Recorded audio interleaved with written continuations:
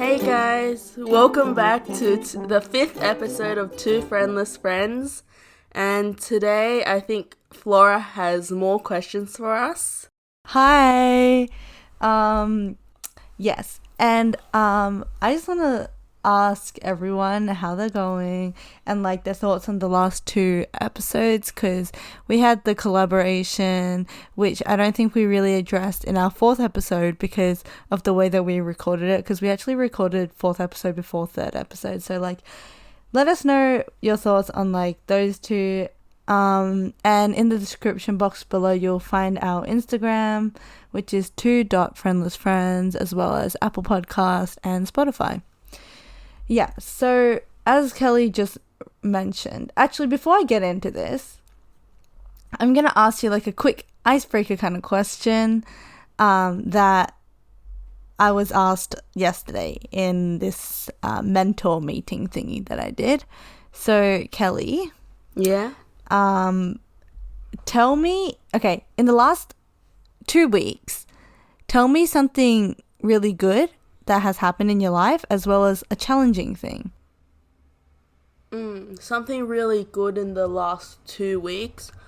Well, I started my new job. Oh, yay! That's the good and challenging thing at the same time.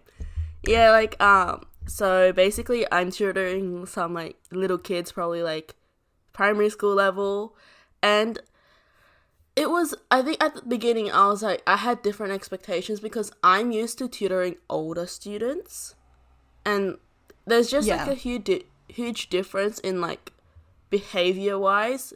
Not really, content was fine for me, but like the behavior side of it was like, it's harder to make like younger kids focus for an extended period of time, given that it was a holiday course and they were like literally there for 7 hours. Wait, for real? 7 hours? Basically school, but with less breaks. Yeah, it was like it was what was it? 9 to 12, so like 3 hours of like trial tests, and then there was like half an hour lunch, and then 3.5 hours of me going through the test that they just did. That's like, it's very intense because I did it back when I was like their age, and I still remember it being like very intense for them, and it's so intense for me as well as a teacher now, because I think like uni just got me used to shorter days. Yeah. Like, you're only at uni for a couple hours, and now I'm here like working 7 hours a day, 5 days a week. That was yeah, I was so dead. It took me a whole weekend to recover, and then I had work again like 3 days a week now. Yeah, and then was it yesterday or the day before where you like finished at 8:30, and then it was like a... Oh, yeah, it was last night. Oh, right, yeah. So that was a long shift, wasn't it? Yeah, it was a 4-hour one. It wasn't as bad because the kids in that class were like a lot more like... and like teaching can be quite draining. The kids in that class were a lot more like, I guess like, they were more into studying and like more willing to just sit down and learn instead of like being slightly distracted by other stuff. Like, there's some kids that are like more easily distracted, and some kids that aren't as easily distracted. Oh, okay. I mean, that's good. Like, you can't really expect much that... Like, this is bound to happen, right? Year 5, year 6 students. Yeah. I mean, like, I wasn't like that, but I know people that are like that. And, like, it's just different person to person. Some people, like, at that age might not, like, think that it's worth it to spend that much time on studying. And some people will be like, okay, I'll just do it because my parents put me here. Yeah, it's weird. It's hard. It's a hard balance for different students, especially when, like, there's a mix of them in the same class. Well, okay, so to answer the question, you would just group like starting a new job as both a really good thing as well as a challenging thing, right? Yeah, it was a good thing, but it was so hard at the beginning. Yeah, I think you'll get used to it. It's hard, obviously, at the start. But yeah, I'm starting to get used to it already, but yeah, you're already seeing improvements in yourself. And to answer that question, for me, I would say a really good thing that happened was a one night, like, getaway with some of my high school friends. We just booked out a hotel, and it was really, really fun because at the start I wasn't really like down for it, but then when we actually got there and it like got to nighttime, I felt like I was okay. Well, like, two of my friends got drunk, and one of them was like really lovely. And you didn't? No, I didn't even have like one standard. I don't even like drinking. I thought you were gonna test your limits. I was. I don't know what happened. I don't know. I think it was like I had so much food. Like, I just kept eating and eating because one of my friends, Lucy, she just started, because we had pizza, and then at night, like a few hours later, she just opened her like ramen, and then I don't know what happened, but because she opened it, everyone else opened it, and then I realized I didn't even want to eat this. So then I was just eating so much food, but it was really good and fun because we just all like talked, and I felt like we got kind of closer to one another because you know, like when you get really drunk and then like people just start spilling out their hearts, and it got really sad at some point, and then I started crying, everyone else. It's like drunk heart to hearts. Yeah, it was just a really good moment. So I guess that would be my good thing. And I think it was then when I realized, not when I realized, but it was like a sign that these are the people that are going to stay in my life for a really long time. And even if I don't see them very often, I know that I can always turn to them. So that would be my good thing. Then my challenging thing, and you can always have these kind of moments as well. Yeah, it was just really special. We had another one a while back at Lucy's house again, where they got drunk, started crying. That was really good though. But I think a challenging thing would be working on a case competition that I signed up for. So it's called Google Business Academy, and there's like 3 components to it. It's a 4-week program. Basically, one component is doing a case comp, the other is doing like a mentor session with someone working at Google. And then another component is just doing like weekly, I don't know what you call it. Like, they put on like conferences. I don't think that's the right word. But on the first week, like it was all about kind of. Yes. Okay. That's honestly, why did I not think of that? But yeah. So that would be my challenging thing. But I really like it. I enjoy doing what I'm doing. It's just a bit challenging at times. Okay, so now that we've got that out of the way, I don't know, this is for a more like deep question, but if you didn't tune in last week, we are starting something where I ask Kelly a deep question, and it's questions that are intended to make 2 people fall in love with one another, which isn't really the point, our purpose of doing it. I think it's so that we can just skip through the basic kind of surface level questions and get to know each other more, and it gets us ready for the episode, you know? Yeah, it gets us in that mindset. Yeah. So, my question to you today is, what is one of your most treasured memories? Oh, you asked me something similar this morning. Like, what is... Yeah, because I wanted you to kind of think about it. Treasured memories? Oh, that's a really hard one, because, like... Or maybe not the most treasured, just any kind of memory that, like, is special to you that just pops into your head. And tell me in as much detail as you can. Okay, there's a couple that I might not talk about on here, but it's really hard because I have so many that are like on a similar level that I don't know like how to pick a specific one. Well, once again, doesn't have to be your most. It can just be any. One that you recall the most, I guess, that you can go into as much detail as you can.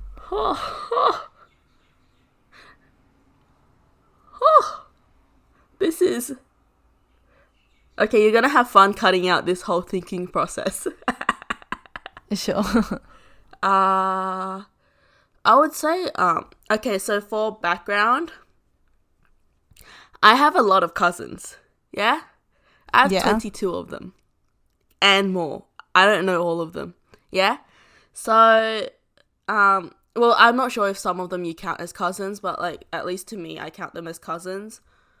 So basically, a lot of my cousins don't live in Australia where I live. They live in Vietnam. I have a few in America, and then like some second cousins in Canada and stuff. Like they're all over the world. Yeah.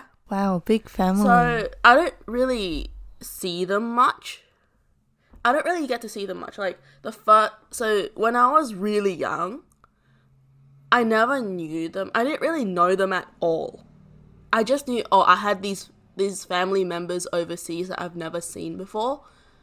So when I was in year 1, my parents are like, okay, like Kelly needs to see her family. Like my brother had gone back before I was born. So like it wasn't his first time meeting them, but it was my first time meeting them. And we decided to go when I was in year 1 because that was when my grandma's health was like starting to deteriorate. And like they just wanted me to at least have seen my grandma before, like have interactions with her. And like, so it's funny because I didn't know anyone when I went there. So I really stuck to my mum, right? But on the first night we went to my... Sorry, where is there? Where are you going? So Vietnam. In the story? So like... okay. Yeah, this is my story. This is my memory. So I think once we landed, my uncle picked us up and took us to my grandma's place where my mum's oldest brother lived with my grandma. And then like all my cousins came over, my mum's like siblings came over. And for some reason, like out of nowhere, I started sticking to one of my cousins. Like I have no idea why. No one has any idea why. But the moment I saw her, I just started sticking to her. Like, that's so glue. Cute. Like the whole trip, we were there for like 4 weeks or something. The whole trip, I literally stuck to her wherever we went. But the thing is, we never met each other before. Like before that moment. And apparently like, okay, the next time I went back was like 8 years later. But my cousin recently told me this, that it was like, apparently she asked me why I stuck to her that much. Yeah. And apparently she looks a lot like my mom. That's what I said. And as a child, I always stuck to my mom. But the funniest part is, she always stuck to my mom as a child. Like your cousin stuck with your mom? And so like then you stuck aunt, with... Oh, right. And then even better, next time I went back, she had a kid, like her daughter, my niece. She stuck with me. That's so cute. It's like a continuous cycle. So like, is the next part of the cycle going to be my child sticking with her? Yeah. Aww. It's a weird cycle, but it was so fun. I found it really funny. So you and your cousin are pretty close then, right? I'm pretty close with a couple of my cousins, less so with some others. Like, just a matter of like how close my parents were with like their siblings. Like, it was kind of that scale as well. Oh, okay. That's really nice though, because I don't think I really have that kind of bond with my cousins. I don't really see them that often, but like we're close. We're not close, but like every time we go there, it's fine. Like there's no, like we just get along well. Yeah, that's me with my cousins on my dad's side, but me with my cousins on my mom's side, like we don't see each other a lot because like we live in different countries. But like the moment I go back, everyone gathers together and like we're all like tight. Yeah. And like, yeah, we go around a lot together. It's really weird because apparently like once I leave, they don't really talk. Oh, so they're like a lot more talkative when you guys are around.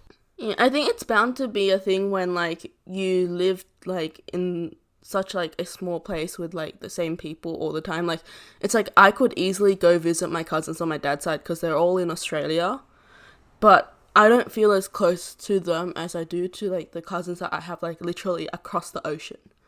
I mean, maybe that's because like you value them more. It's like, oh, I don't get to see you that often because I don't see them. Yeah, cute though. But like, because of Corona, like I went just before Corona. I was so lucky, but because of Corona, we're like, oh, when is the next time that I get to see them? Yeah, I miss Hong Kong so much. It probably will be like I just want to go while. back there.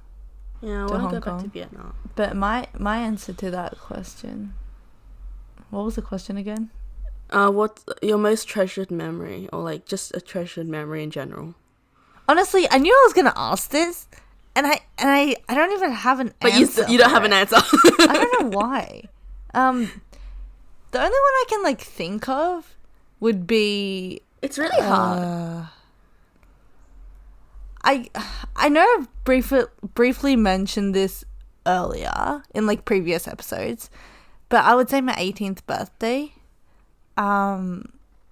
Because during that, like, Did you mention this? Yeah, I don't did. think I you did. have. I don't think you've mentioned it to me that much either.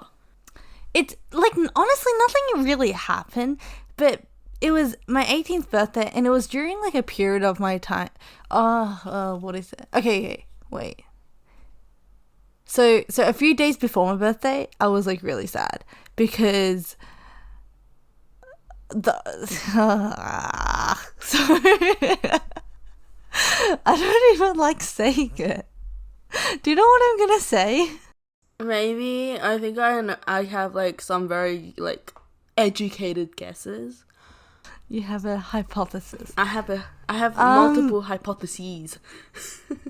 Oh, okay. Well, it's probably the first one that you think of. Basically, can I choose another memory? I just don't like saying this. Okay, choose another memory. But I feel like I have to now because I'll just say like it. I had memories that I didn't choose on purpose that I would like tell you, but I wouldn't put out to the world. No, like I'm fine putting it out to the world. I just don't like saying. Okay, why I'm sad? I was sad because of a person. Okay, because I wasn't really talking to them that much during this period of time. And I was like, oh, I really want to talk to you, but you're not talking to me. But then on my birthday, they texted me. They were like, actually, it was the night before my birthday, I think. And then they were like, hey, it's your birthday, right? Tomorrow. And I was like, yeah, it is. So then that's how we kind of like reconnected. I mean, reconnected just makes it seem like we didn't talk for that long. It was probably like a day or two. But me being like the...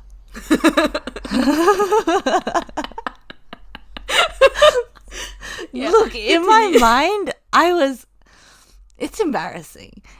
But other than like, and on my actual birthday, it's okay though. Like we all feel that with like certain people. Yeah, though. Yeah. But it's like, why did I feel that?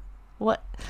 Okay, but on my actual birthday, it was memorable to me because I just remember that day being like really, really good. I remember my mum made this lunch for me, and she's never made it before, but she spent like the entire morning making it, and it was just like, I don't know, I think it was just really special to me that and it tasted good too, but like she spent the whole morning making it, and that's just like always stayed in my memory.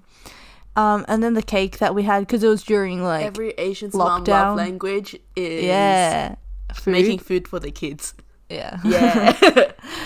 And then it was during lockdown, so we didn't really go out, but I had my favorite cake ever, which is pandan cake. I know I've mentioned this. And then I remember having a marketing quiz, which obviously it's marketing. Of course I'm gonna enjoy it. And then I had like a 3-hour call with the person. So, like, even though we're not really friends anymore, like, I still treasure the memory because I remember feeling happy. So, yeah. I don't think that's my most memorable, but that was like what just came to my mind. That's actually a really nice memory. I should have said my birthday last year, but then like, because that was an interesting day. Your birthday? Yeah. Do you want to get into it then, or now that we've got, I'll save that story for another time. But Okay. okay, so now that we've gotten through this little like get to know us session, um, what I wanted to talk about as a kind of like a follow up to the post high school kind of theme that we have going, except for episode 4. I wanted to talk about like finance in terms of like kind of being able to set yourself up to become slightly more independent in university. And like this is actually like a really big part of growing up. Oh yeah, Well, definitely. becoming slightly more financially independent makes you mature so much. And I think both of us are kind of on like similar pathways where like we don't. I feel like we both financially support ourselves in most of the things that we do. I'd say like we both do, like in most. Like we still live in our parents' homes. Like they're still paying for like the bills, but like we're making some sort of contribution to like our own expenses, especially like Opal card fees, which like are so high when you're going to uni. I don't know. People still find it surprising though. Like I know people our age who don't pay for their Opal, and I once met, like I'm not judging because like honestly that's a life to live. Yeah. But they were like, oh my gosh, you pay for your own Opal card and like your phone bills and your gym membership. I don't know. I just it's in a way I'm jealous, but I feel glad that I'm able to. I paid for my mum's phone bill last year. All of it? Yeah, half a year. I paid for half a year for her. Oh. But I think like it's not about like whether or not your parents can afford it. I think it's just, at least to me, this is kind of my philosophy, like for a lot of the people listening, like everyone has grown up in like very dependent on their parents financially. Like I'd say we're very lucky to be able to do that and not have to worry about finances within the household. At least for me, my parents spent so much money on me, like in terms of not really like, useless spending, but it was like tutoring and like school fees, all of that kind of stuff.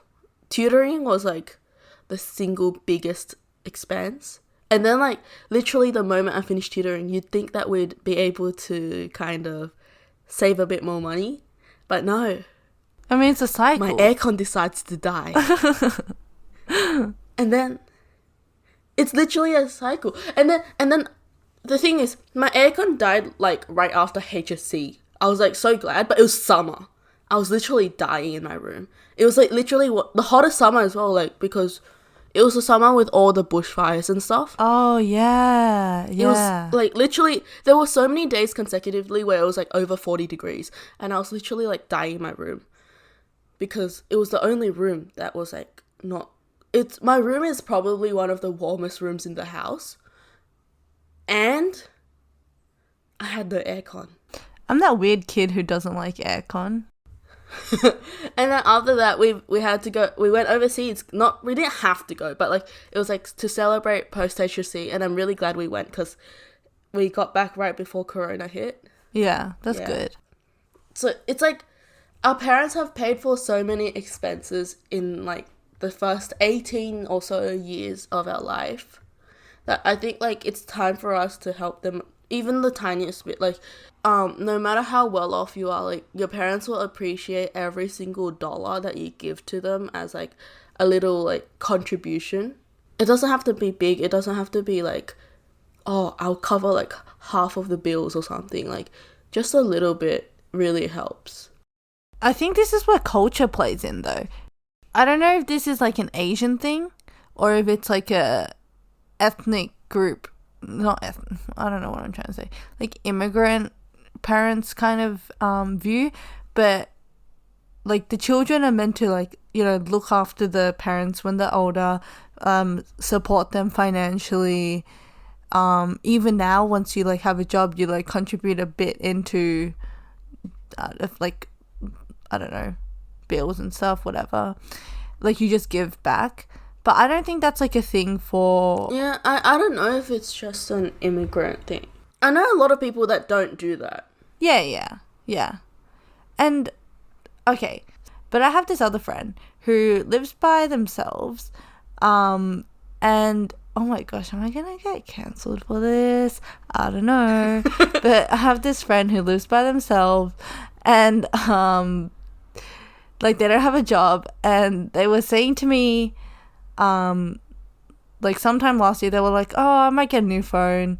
And I was like, oh, why? Like, is your phone not working? And then the answer was just, no, I just felt like getting a new phone, but I don't really have a job, so I don't have a reason to. I just kind of want it. And I know, like, it's a bit, like, I'm 18, and asking my parents for a new phone is just a bit like, but I still want to do it. I just think it's kind of, like, Phones? Interesting. Yeah, sorry, go. It's interesting, but I feel like phones is a thing, like, okay. You know, my first phone was $79. It was a little brick phone, Nokia, because my parents got it for me, like, because I had to walk to this family friend's place and stay there until my mom finished work to pick me up and take me home, because, like, walking home by myself, my parents found dangerous because I was young. I was in year 3 when that started, and my area was, like, more residential, more quiet, so my parents were like, oh, I'll give you a phone in case, keep it in your bag, and, like, just in case, like, if anything happens, you can call, like, emergency, you can call us, yeah, and so, like, from that point on, I kind of treated my phone as something like that, I think, because my phone is a backup. What do you mean? I think, like, as I grew up, maybe, like, now less so, but I think I kind of treat my phone as, like, kind of a safety thing. Like, I kind of need it. Oh, but I don't see. need the latest phone for that. Yeah, yeah. Like, yeah, it's nice to be able to text people and, like, listen to music, yeah, but, like, those are basic functionalities. I don't think I should say this while holding an iPhone 11. But, yeah, but that's kind of how I felt about phones for a long time. Like, yeah, I don't need all those extra functionalities that, like, the newest phones have. I've always just gotten hand-me-down phones. The phone I have is my first brand new phone, which is kind of weird to me when I got it. Like, being the first person to use this phone and, like, put a SIM in it and, like, call people on it. I don't know, that was a weird feeling. Yeah, but I think, like, because you paid for it yourself, I think it does make it a bit different. I didn't pay for this phone myself. Oh, right. No, your cousin got it for you. It was a gift. Oh, okay, then. Well, then, that... Yeah, but so what I did, I started working beginning of last year, just before lockdown. But then I had to take a break during lockdown because the tutoring center closed. And then I started working again. And I was able to save up a bit of money. And I made a deal with my brother because my brother just graduated, like, 2019 and started working 2020. So, like, we were like, okay, we both got jobs now. We both are able to save up a bit of money. What if we both pull together and, like, get our parents new phones? So the original plan was, like, I saw that the iPhone 12 mini came out and I was like, my dad likes small phones. That's why he stuck with the iPhone 5S for, like, 6 years or whatever. So I was like, okay, that's perfect for him. Like, why don't we get him a new phone? He deserves it. Like, he refuses to use the bigger ones that we have now because it just doesn't fit in his pocket. And then I was like, okay, while we're at it, why don't we get my mum a new phone as well? And then my brother can take my mum's old phone because my brother's phone was dying. So we kind of made a pact, okay, let's split half and get our parents new phones. My dad's first reaction was to yell at me before he even looked at the bag. But, like, classic parent thing. Classic. Like, he just saw, like, I think he just saw, like, the Apple logo and he was like, did you just put something in an Apple bag? I was like, no. And he like, peeked and he was like, Kelly, go return this. Like, he didn't even know My brother and anything. sister were planning on getting my dad a phone too. But then my younger brother spoiled the surprise. And then when my dad found out, he was like, no, I don't want a phone. I'll just stick with... I swear he's been using the same phone for, like, at least 10 years. I swear. And it's so broken. But it's like... I feel like Asian dads are like that. Yeah, because even my family friend, they so the son bought, I think, the dad a new phone, and then he was just like, "Nope, I don't want this." So now my family friend just started using the phone. Okay, I'm glad my dad took the phone. Well, I was kind of threatening him. Maybe it is an Asian dad thing. I was threatening my dad. I was like, okay, if you don't use this, no one's going to use this, and I'm not going to return it. So you better use it. I even bought the case and the screen protectors already. And, like, I nearly forgot about case and screen protectors. Yeah, I mean, I bet he likes it now. I could tell that he was, like, happy on the inside, but, like, I think, like, after that, he doesn't trust me with money anymore. He's like, Kelly, don't like, spend so much. Like, you need to save money. Like, you already started making a little bit of money. Like, why are you spending so much? I think that's the typical Asian dad, like, grumbling. Yeah. But going back to the topic of just, like, our finances, how do you, like, view money? Do you feel like you, like, when you have it, do you feel like you want to spend it because you have it and you're able to? Or do you feel like you need to save it and you can't really spend it? Okay. I think you can tell, you know that I'm someone that spends money, yeah? Like, my shopping habits. Like, I have... Yeah, all the shopping. Every few days, it's like, oh, this website has new sales. Yeah, I see all these sales. I hate when you say it because then I get tempted to look at it. Okay, the thing is, I look at so many sales, but I rarely even buy anything.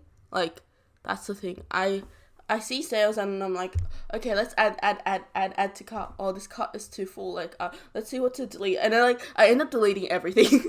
I have that kind of bad habit. I'm like, I want to spend money. I want to shop, but I have, like, this little voice in my head that's like, oh, Kelly, don't spend so much. Like, I always end up cutting down what I'm spending. And a lot of the times when I order stuff, I'm not happy with, like, at least half of it and I return it. So, like, that's the thing. I'm a spender, but I know how to save. Like, I know my savings goals. If I go over my savings goals, I'm actually really happy. But I know how much I should be spending right now to be able to like, kind of also be able to save for the future. I mean, I think that's where the place that you're in right now with finance is kind of like where everyone wants to be. Where, like, they can spend and they will spend if they, like, just spend on the things that you really need and you really want, and just, like, make sure you're saving enough though and you're not too tempted to go over. Yeah. Because for me, I find it really hard to spend on myself, and it's gotten better, definitely. But you find it easy to spend on others. Because, I mean, I've got a lot, I don't know, because of you, I have Being a lot around of new me. clothes now. I'm literally wearing something that you got, like, you that don't we even bought have together. That much. Yeah, but I don't really buy that much because in my head it's like, you didn't even get that much. I'm just like, I don't need it. Like, I don't need anything, honestly. With, like, clothes and stuff. There's a lot of things that we don't need, but we want. And especially makeup, because makeup is something that I love. And it's just not justifiable for me to buy makeup, though. It's like, if I wanted to be pretty and feel pretty, I already have everything that I actually need. But I still want to get more. But I feel really, really bad about spending because That's I me don't with need clothing. that makeup. Yeah, that's basically me with clothing. I don't wear makeup at all. I don't see a point in it. Like, just personally. Because I don't feel like... Because, okay, formal, I got my cousin to do my makeup for me. And, like, okay, yes, I did feel pretty, like... I did feel prettier with makeup on. But I didn't see a point in me putting, like, makeup on, like, a regular basis.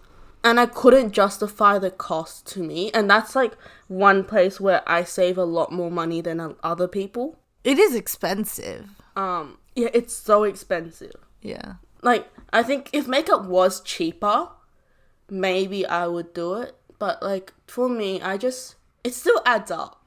It does. But I think if you know your product... Because it's, like, something that you have to refill. Yeah.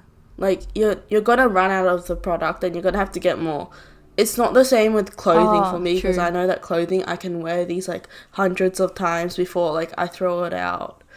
and like get new clothes. And even if like I do throw stuff out, if it's in good enough condition, I donate it. So it's still like, being used further on. I don't know. At least to me, I can't justify me wearing like makeup. And there's also my mentality, which is I'm very opinionated about like women in the workforce, like expectations of women. And I'm like, why are women expected to wear makeup and look pretty when men don't need to? Why do women have to spend all this extra money when men don't need to? Why should I be expected to do that when I'm like fully capable of doing my job without makeup anyway? But I think with the it's like I guess like I know that for some people it's like an enjoyment kind of thing, but for me it's like I know that there's people out there that only put makeup on because like they're required to dress up for their job. And makeup is an expectation as part of that dress up. I can see where you're coming from, though. It is a bit, I don't know, sexist? Yeah, but I love how, like, makeup is a form of expression for people and, like, it's a form of art. And I appreciate it, just not for me, in a sense. That's good, though. You're saving the money. Yeah, I'm saving the money. And it expires, too. Not that I actually care about the expiry date. Oh, yeah, makeup. And it also, like, doesn't it go weird, like, over time if you accidentally leave it out and stuff? Like, there's some products that have to be stored, like, properly. Yeah, especially, like, lip products. You have to look after your makeup. I mean, just not, like, out in the sun. But most people just have it in, like, their drawers and stuff, which is fine. Yeah. But it's just like, I don't know, I can't justify it for myself. Yeah, another point I wanted to make, like, in terms of finances is getting your first job.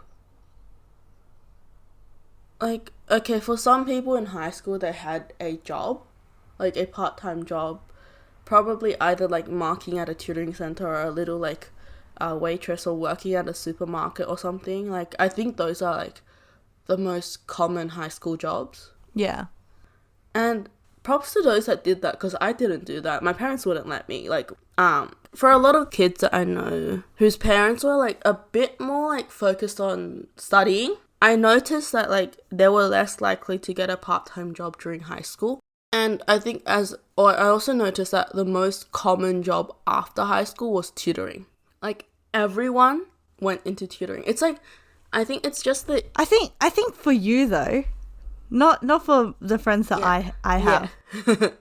But I think it was like the easiest job for the people that I knew to go into, because we were we were like already like in that academically kind of like centered little bubble that the first job we think of is tutoring. It makes the most money out of like a lot of the different part-time jobs, and like it was just easy for us, I guess. It is. I don't like tutor. I say this as a tutor, like I tutor too, but I don't think that tutor is really good other than just money. Like, I don't really think you get... There's nothing good. I don't think you get much out of it. It's just like there's no skill progression. There's not much experience. Yeah. I think like other than like a bit of communication when you're actually teaching, like there's nothing else like that valuable in terms of the experience. It's just monetarily valuable. I know that pre-uni there's like admin too. Like, they let the tutors do some admin work, so that's kind of good. Their pay isn't that great. Yeah, minimum wage. So sad. Like, they only pay like actual teachers like okay-ish, but like I know that like a lot of the biggest money is in private tutoring, obviously, because you can charge whatever you want. Yeah. And especially if you're in like the northern area, that's where like the big money is. I know someone that's being paid $50 an hour at a center or something. And then like if you do private up there, it's like you could charge up to $100 an hour depending like what results you got in HSC. Depending on what results you got in HSC, there are parents out there that are willing to pay that money. What? It's scary, yeah. The tutoring business is scary. Oh my god. That's some... I mean, I remember someone telling me that I think they used to pay like 120, and music, in like the music tutoring world, that's like normal, which is gross. It's a gross amount. And my sister does it. Not 100, but... Oh, music classes are very expensive. Yeah, that's normal. The minimum for music, if you're in like an area that's classified as like lower fees, is probably around $60 an hour. That's minimum. And then like there's the ones that are like AMEB, like assessors and stuff. Like they charge upwards of 100.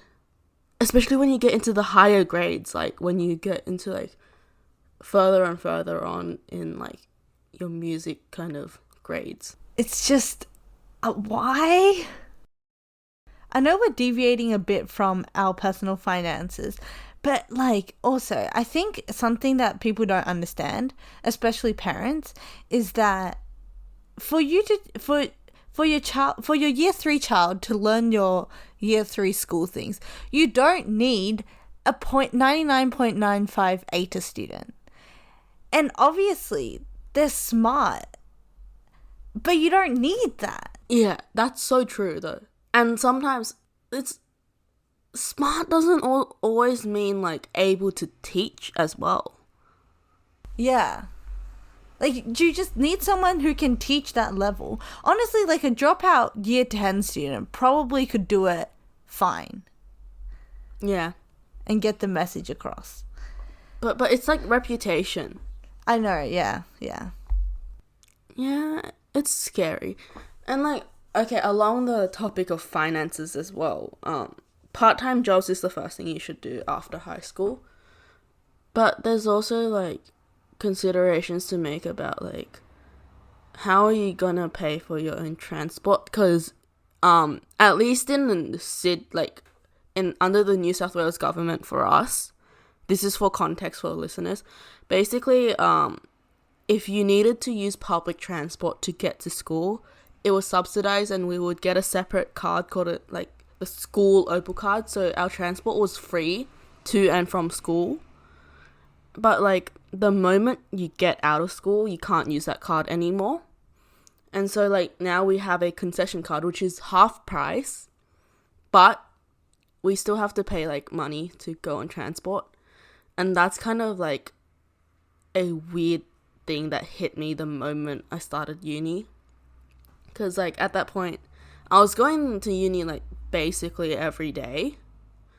And the fees, I think 1 week I used like $30 on my Opal. I didn't have the school card because I lived too close to the school. So I always just paid with the child anyway, which was really expensive. Was half price. Yeah. That's half price. Imagine like going full after uni, we don't have the concession and we pay full price. Yeah, because I hear my brother, like my mom and my brother both take public transport to work. They spend like $50 or something a week on just taking the train. It's a lot of money, and it's like every time that you go, it's like $1, $2, and you don't think too much about it. It adds up. It does. It adds up so quickly. Yeah, which sucks. It sucks. Yeah, but like I feel like our transport system sucks as well. Why is it so expensive? Oh, like the trains, buses. Yeah. I just don't like taking buses, especially because it scares me. I don't know when to get off, and there's no like. I'm okay with it though, but like my problem is there's so many times that I've been waiting at the bus stop. The bus never comes. Oh, unreliable? It's so unreliable. Like, there's gonna be, like... You're gonna see, like, on your phone, like, there's an app called TripView, which has, like, the timetable, right? And you're like, okay, 3 minutes until my bus. 10 minutes later, you're still standing there. So, like... Oh, sorry. It's so bad. I think we should go back to the original topic, which is on like finances though, not on like Sydney transport. I could go on for hours about Sydney transport, but yeah, let's continue. Okay, so I think, Ellen DeGeneres, she kind of talked about this before. And she says that she grew up, like, in poverty. Mm. And so, like, even though she's, like, really rich... Wait, no, what did she say? She says, like, because she's really rich now, she feels like she has to, like... Not she has to, but she feels very comfortable about spending a lot because... Wait, I can't tell if that's what she said or the complete opposite. So actually, don't quote me on this. But basically, okay, if you end up becoming like really, really rich, do you see yourself going down the pathway of spending a lot of money because you feel like in your childhood you couldn't do that? Or do you feel like you'll always have that mentality of like saving money, I have to save no matter how much I have, there's still room to save? I think for me, it's like, it would have been like, okay, I grew up in, like, near, I wouldn't call poverty, but, like, lower class-ish, like, and I never really felt the need to, like, save all my money, like, I need to have everything in a savings account, I can't, like, spend any of it. I think, for me, it's kind of more like, I need to have a baseline. That's the amount of money I need to be saving, or, like, investing, or, like, just... have it somewhere where it's still like I can readily access it, and then any excess I can either decide to save a little bit more or I can spend it. So I would make sure that I would have enough money for a certain period of time if anything happens, but otherwise I'm free to spend it however, like whether it be like put it in my savings account or to actually like buy stuff. But it's funny because in my parents' eyes, my older brother is the saver because he doesn't really spend money at all. And I'm the spender, except they don't realize how much money I've saved up. Oh, right.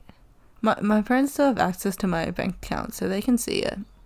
Oh, my parents don't. So they don't know how much money I have in my bank account. Oh. But I do put money into my parents' home loan. It's higher interest anyway. Like, technically, I'm earning more than leaving it in my savings account because, like, it cuts down the amount of interest they have to pay. But you don't take that out, do you? Yeah, I don't take that out. I keep it there with them. Right. Unless, like, there's an emergency and then we can take it out. It's really easy to take it out anyway because we're paying excess. Oh, okay. We're not, we're meeting the repayments plus paying more. So, like... It's really easy to take that money out if we ever had an emergency or anything where we needed that money.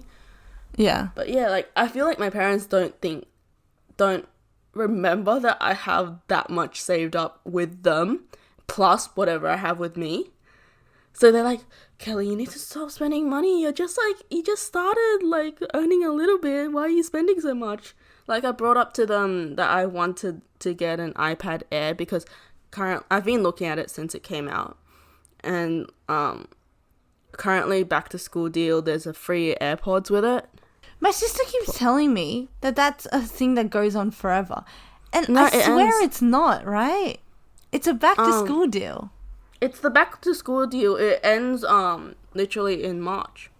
Oh, I should convince It goes on for a longer period of time, but last year, I think it was free Beats. Yeah, it was. Because I just want the AirPods from her. They have it every year. But we feel like, I think there's a mentality that it's always there because I think, like, different countries go back to school different times. So, like, the promo is always on, like, somewhere else in the world. Well, that's not going to help us. Yeah, it doesn't help us. Oh. But yeah, that's the thing. But also with finances... I think I've covered most things that I want to say. Just, uni isn't a time to be, like, spending all your money. Because, especially when, okay, for me, I want to move out after uni. Like, kind of, I'm slowly working towards complete independence. And, it's just like moving out is a stage that I think I have to experience to like completely grow up, in a sense. Yeah, definitely. But I think in Australia there isn't as much of a big culture of like, oh, move out to uni, to college, as there is in America. Oh, yeah. Because like if you see like America, like everyone moves out to college, like they live in dorms and everything. But for us, it's like, I'll stay at home. You save money. You do save a lot of money. Yeah. I don't think my parents would ever be down for me to move out alone.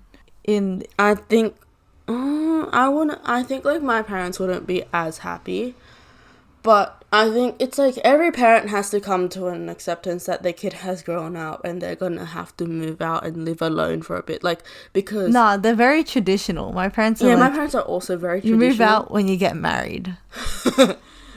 No, isn't there that thing like, oh, girls move out, the guys still stay with it, like parents or something, like? Not really. It's like not from like, what I've heard. Basically, okay, I'm gonna speak Cantonese. It's like 你嫁出去 for girls, and for boys, it's like 你娶一個老婆返嚟, like that saying. Like, oh, it's like, should we translate that? So basically, it kind of means like, oh, when you're a girl and you get married to the other family. So like you kind of like, you're not part of this family like household anymore, like physically. Oh yeah. It's like the family's giving the daughter away. Whereas the son, it's like a very traditional Asian thing that happens. Like it's like the daughter goes away, but the son stay with the parents. Like less so now, but there's still that kind of mentality. Like it's separate. Like but not physically stay with the parents, right? As in like there's still that a little bit of that mentality left in society now, like from my point of view at least. Like for others, it might not be the same. I don't think it's a thing for us, but it's still like I think my parents are very traditional with a lot of things. And I have many issues with the saying, so like 嫁出去 and 娶老婆返嚟. I have so many issues with that, but so this is for another conversation. I should not bring it in now. Yeah, maybe we should do an episode on like, I feel like the one that we did, the collaboration, we didn't really get, we deviated from the main topic by far, because we didn't really talk about like Asian upbringing. I felt like it was a lot on just academics. Yeah, but I think like the biggest part of that I wanted to talk about was about academics. So like there were parts that I didn't really like talk about as much because I'm not as familiar with their upbringing. So like I was like, okay, I don't think that's something I should ask either. Oh, okay. But yeah, I don't know, like financial independence, it's a really big part of growing up, and everyone should experience it at one point. Like, yeah, because the harsh truth is your parents aren't going to be around to support you for the rest of your life. There's going to be a point where you have to become independent, and you might as well learn when you can. Yeah. Do it when there's still like people to back you up. And I think from like our parents' generation, money is definitely a bigger priority than like mental health. So it's like, oh, make sure you get a job that pays well rather than get a job that you like. It's also like, oh, don't move out because it costs so much. You might as well just stay at home. Like, yeah, we're cooking everything for you. You guys don't have to worry about it yourself. But like, I'm kind of like, but then like, I'm meant to learn that it's part of growing up. It's part of like the life cycle. It's part of like your journey to becoming an adult. Because no matter how much people, like the law tells me I am an adult because I am over 18, I don't feel like an adult when I'm living at home with my parents. Yeah, because you're so like bounded by their rules. And I feel like there's some level of like, I think there's some level of joy in like kind of being away, being an adult, but coming home to like a place where you can always still be a little kid.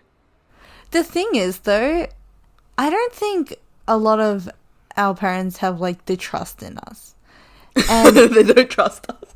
This is a conversation I had recently actually, where like my friend was saying how a lot of the like if you become a murderer or if you become like a I don't know a bad yeah. let's just use murderer, okay? It's honestly very likely that it's all on the parents' fault and their upbringing. Because, like, do you ever see yourself just murdering someone in the future? No. Probably not, because of the way that you've been, like, brought up, and, like, that is wrong. Hurting people is wrong, right? And your parents should have enough trust in their own like parenting skills to be able to say, okay, I think my child is good enough to like go out into this world and do things that they want to do, instead of like sheltering them a lot, because while it's like preventing them from being exposed to like these dangerous people, it's also stopping them from kind of being able to learn by themselves, right? Yeah.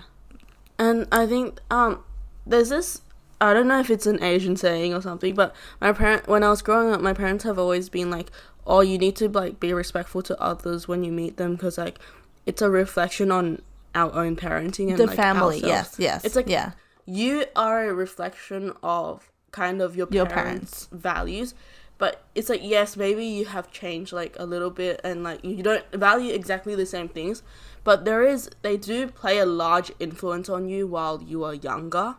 Oh, for sure. Definitely. Yeah. Yeah, and it's like you are a reflection of your parents, and we're deviating from the topic a lot, and we should also be wrapping up now because we're on an hour. We should. But also, like, I do think it's kind of fun. Not fun. I don't know what the word is, but it's like, it's cool that we like go into different pathways, because it makes like the podcast a lot more natural. And I have a lot more things to say about on this topic. Maybe we'll have an episode just on this topic of like growing up, moving out, like all of that. But for now, my biggest message to everyone who is like starting to like wrap up their high school life and like move into like growing up, university or work, is just save. Because you're at a point in life where you can take risks, but you're also at a point in life where you should be starting to set yourself up in like little ways for your future. Yeah. Like there's that balance where like, yes, if I do lose all my money today, I can still have so much more time to make up for it. But it's a time to set up good habits as well. It is hard now just to find jobs, but if you have like other ways of income, for example, like investing or something, then just try and use that and just at least save like a bit.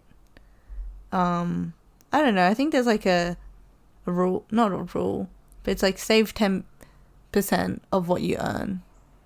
Is it 10? Isn't it like, I think it's like 50, 30, 20 or something, the rule. There's a lot of different rules out there for like how much you're meant to spend, save and whatever. But it's like, find something that works for you. And even if it's like a little amount that you're saving every week, you're making progress. Like, okay, for the first few months, I want to save like, I want to put $10 aside a week or something. And then like you slowly increase that. And like there's that, I think like that's also a way to save, but it's just very important right now for everyone. Like, I think the pandemic has shown us that like not everything is as stable as we think it is. So in a sense, like, prepare yourself for like a rainy day, but don't limit yourself because a rainy day might come. Oh my gosh, poet. What was the poem that you... So yesterday, so Kelly and I are on this, we're both doing the same society portfolio, which is Med Review Socials Head, okay? And we have a group chat. And yesterday she texts... It was her long shift that ended at 8:30. And she's telling me how dead she is, right? And she writes this... Oh, wait, no. Before this, she said that she couldn't attend one of our events because she's working. And then she tells me on our private chat that she's like, oh, because I also said that I didn't really want to attend. And she's like, oh, it's fine. Like if at least one organizer go, then it shouldn't be too bad. And then on the group chat, I said the same thing to her. I was like, Kelly, don't worry if you can't go, because if at least one organizer goes, then it's fine.